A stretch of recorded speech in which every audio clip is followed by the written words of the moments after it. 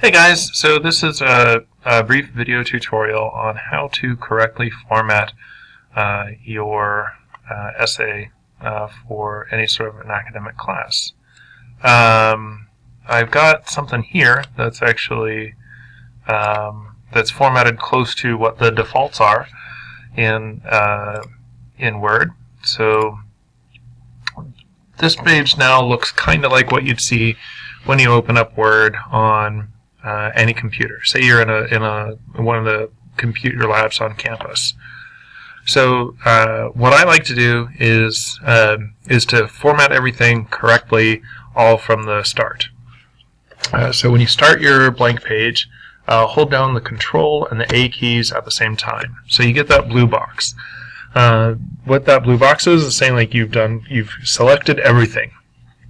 And this still pretty much works for even if you're reformatting an essay that you already have. That's cool. So Control A selects it all.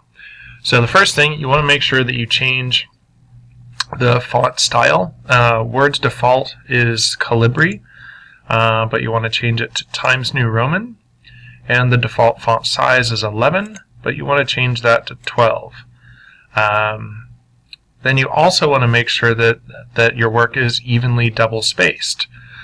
So while you can kind of simply change the spacing to double here, there's actually, if you do that, there might still be a space that's added every time you hit the Enter button, or Enter key. So click on this little thing here for the paragraph menu, and you'll see that like the spacing needs to be the before and the after both need to be set to 0. And actually this is interesting. For some reason I had my default set to 1.5 lines. This will probably say like multiple and then at, I don't even know what that means, but it'll have a number here. And you want to set it to just straight up double. And you can click OK, or if you're working from your own computer, you can click Set as Default, and that'll set the before and after 0, the straight up double line spacing, as the default format every time you open it.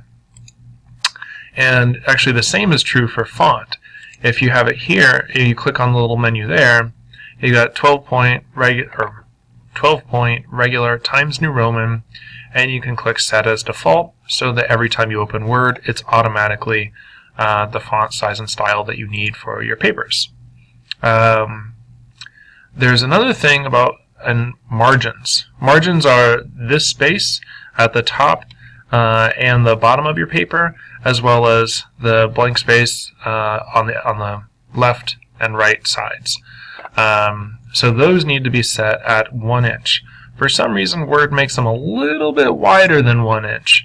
But the way that we change that is you go up to the View tab, click Ruler, and you can see here, so it's like it's marked off as 1 inch, and lo and behold, it's a 2 eighths of an inch. I think those are eighths. I don't know. 2 little marks too wide.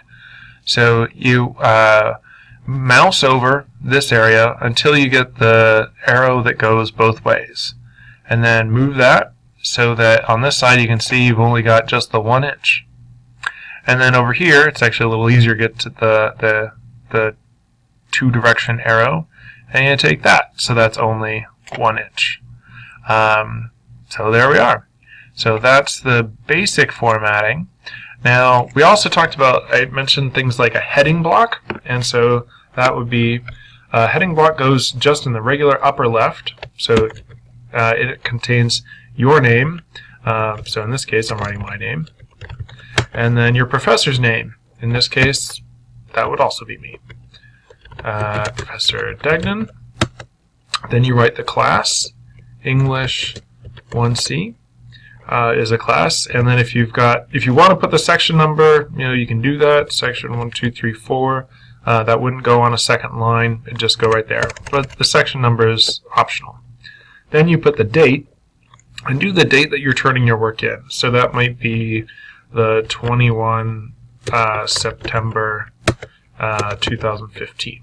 Might be what it is. Then on the very next line, for double spacing, you've got your title. but the title needs to be centered.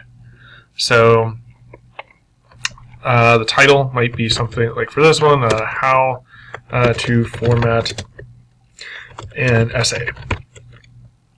And then on the very next line is when you actually start writing. But remember to align your work to the left again.